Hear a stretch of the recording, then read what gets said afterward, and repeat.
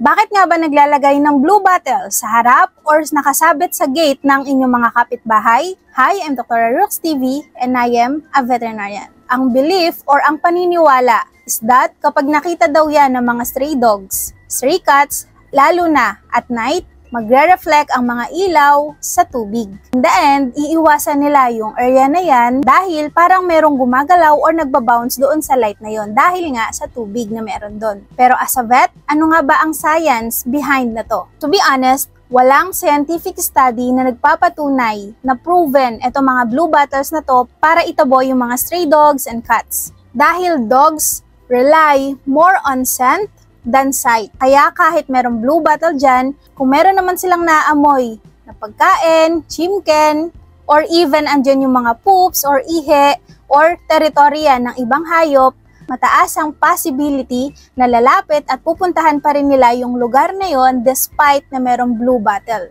Merong nagkiklaim na effective at meron namang hindi.